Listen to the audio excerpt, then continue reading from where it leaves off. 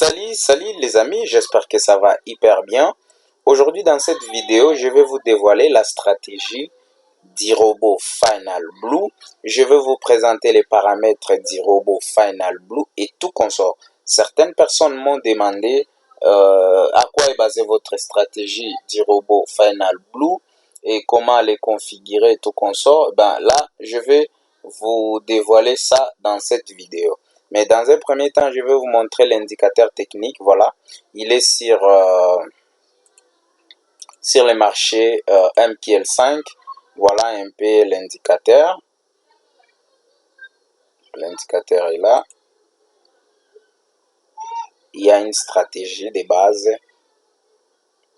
Le robot Final Blue est basé sur cet indicateur technique Market Reversal. Donc c'est un peu ça. Sans cet indicateur, les robots Final Blue, la version que j'ai ici, ne peut pas marcher. Donc vous devriez avoir cet indicateur pour que les robots marchent. Alors, je vais aller sur MetaTrader 5, donc ici dans l'onglet voir, et puis cadre stratégique pour trouver cette partie ici. Voilà. Qu'est-ce que je fais là? Voilà, ok.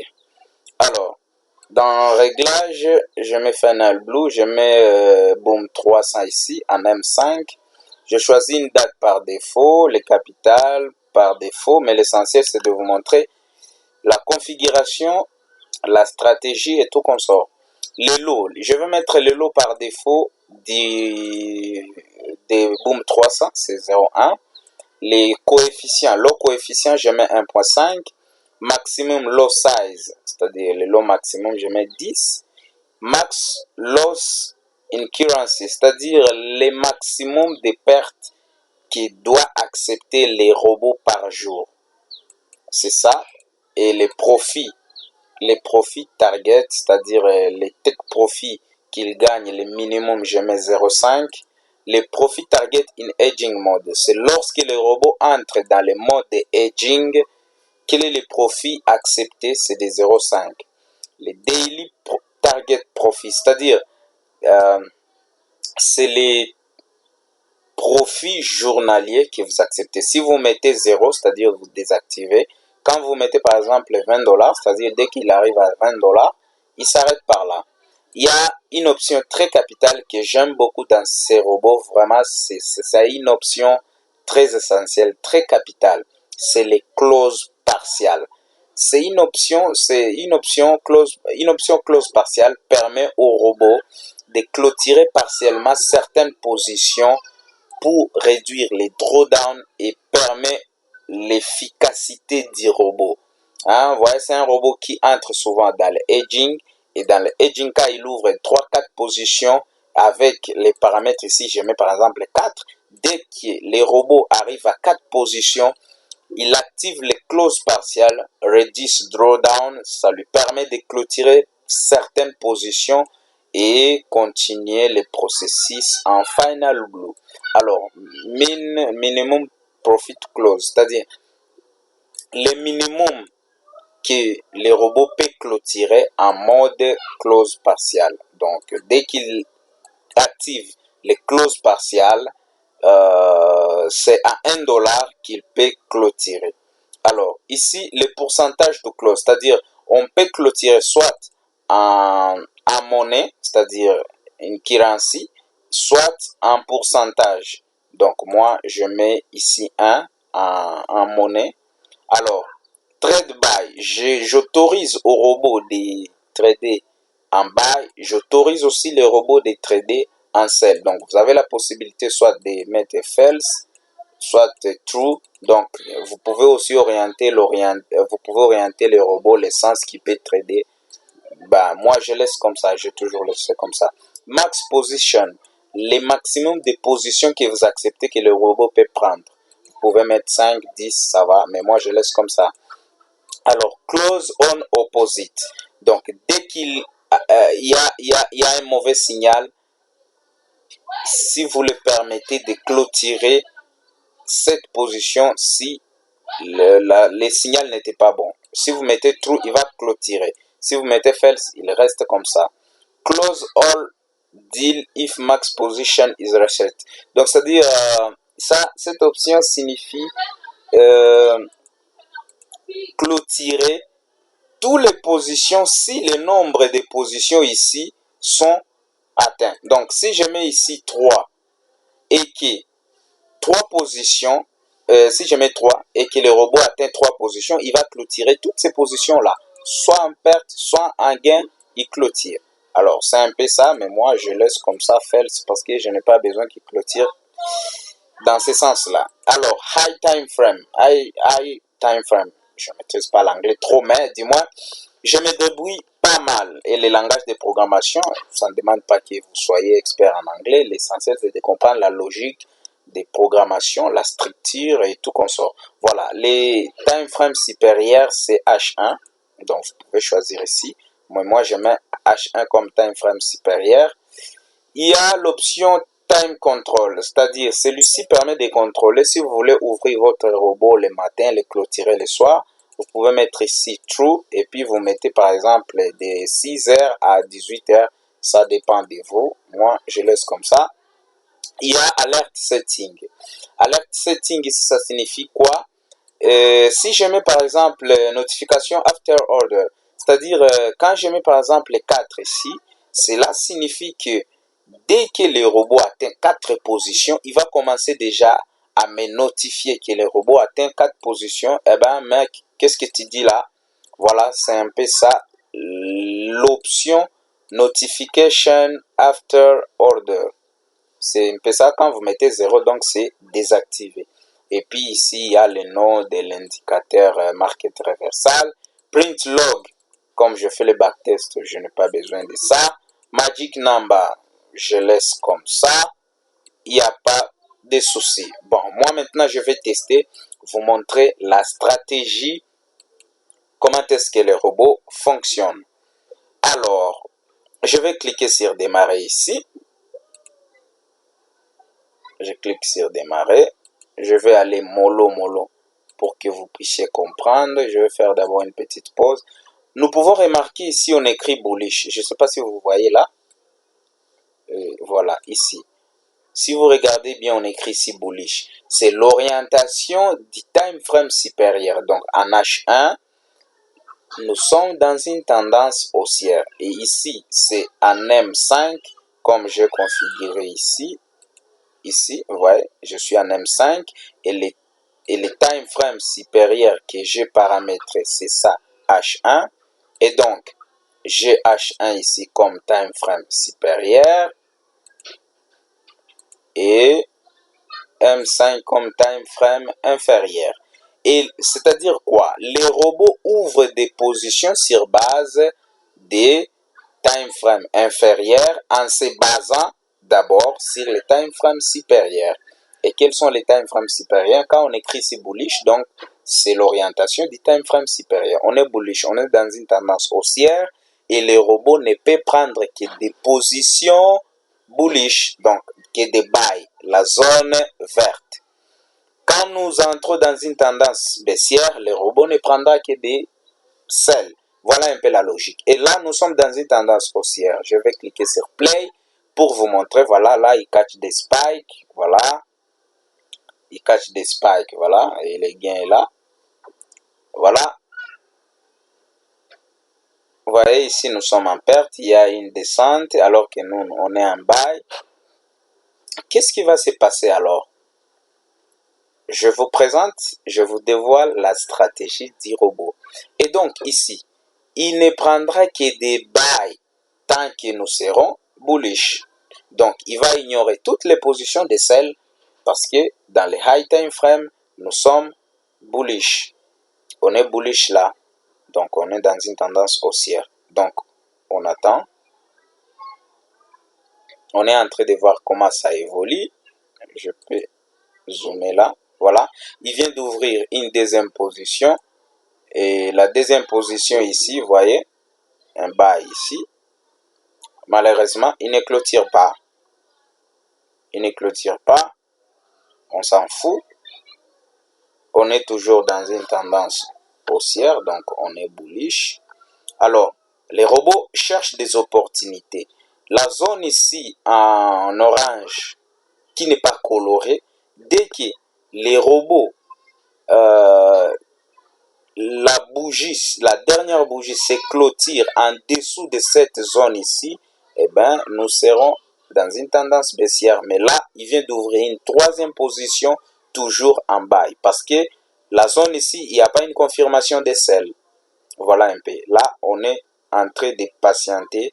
On est en train de prendre que des bails. On attend si il y aura des spikes pour clôturer ces positions-là. Donc, nous, on attend là. Voilà, il ouvre une quatrième position. Voilà. Donc, il vient de clôturer toutes ces quatre positions-là parce qu'on est on est toujours bullish. Mais bientôt là, on est en train d'aller vers une zone, si c'est confirmé, on va entrer dans une tendance baissière. Donc, c'est un peu ça. Je vais vous montrer cette partie-là. Voilà. Vous voyez qu'il est parti. Voilà. Vous voyez, la zone est bien colorée, c'est-à-dire nous entrons dans une tendance baissière, mais il vient d'ouvrir une position contraire, un sell, parce que nous sommes dans une tendance baissière. Voilà, vous voyez maintenant l'avantage, parce que même si le marché descendait, on est en train de réduire, le drawdown est en train de se réduire. C'est un peu ça l'importance de la stratégie. Alors, vous voyez ici, il y a une opportunité de buy. Les robots ne peuvent pas prendre cette opportunité-là, tout simplement pourquoi? Parce qu'on est déjà bearish. On est bearish et on ne peut pas prendre des opportunités bullish. Donc, on s'en fout de ce qui va se passer ici. Nous, les robots vont patienter jusqu'à ce qu'il aura une opportunité pour ouvrir une autre position. Donc, les robots n'ouvrent pas de position au hasard. Ils cherchent des opportunités en se basant sur l'indicateur market reversal. Dès qu'il arrive à trouver une opportunité, ben, il ouvre la position. C'est dans ce sens-là.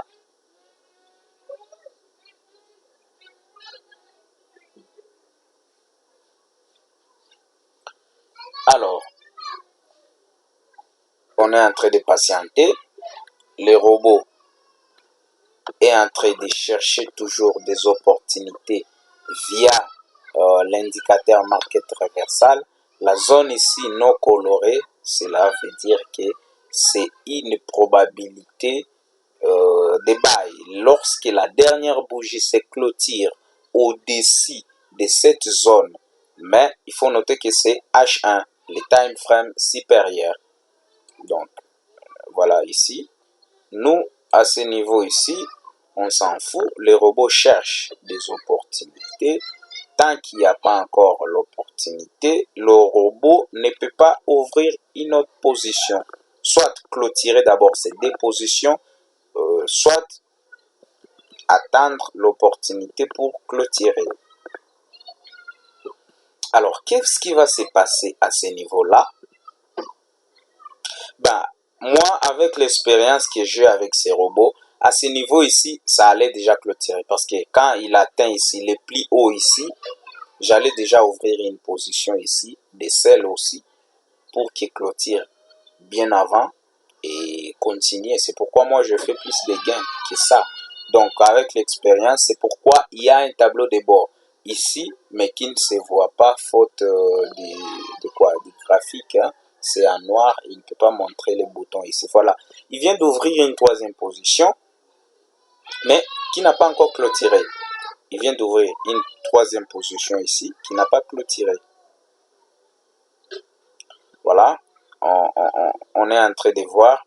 Mais j'aimerais qu'il ouvre au moins une quatrième position parce que j'ai besoin de vous montrer c'est quoi les clauses partiales. Je dois vous montrer les goûts des clauses partiales. Hein? À noter que j'ai configuré clause partielle à 4 positions. Dès que le robot atteint 4 positions, les robots activent les clauses partielles. Voilà, je vais mettre une pause là parce que bientôt il va ouvrir une position là. Voilà, bon, pas encore. Il y a une opportunité de sell ici. C'est confirmé. Ok, 4 positions. Alors, vous allez voir maintenant vous allez voir maintenant. Attends, je vais mettre d'abord une pause là. Parce que là, je vais vous montrer les clauses partiales. Ok, voilà. Je ne sais pas si vous avez vu. Je ne sais pas si vous avez vu. Il vient de clôturer 3 positions et laisser une seule position. C'est-à-dire, même si dès qu'il arrive à 4 positions, il doit clôturer certaines positions, mais en gain. En gain, s'il vous plaît. Parce que lui, c'est Final Blue. En gain et laisser d'autres positions courir. Donc, c'est un peu ça. Ne vous inquiétez pas. Dès qu'il arrive à 4 positions, il doit chercher comment à fermer cette position, certaines positions et laisser l'autre. Bon, c'est un peu ça la magie des clauses partiales.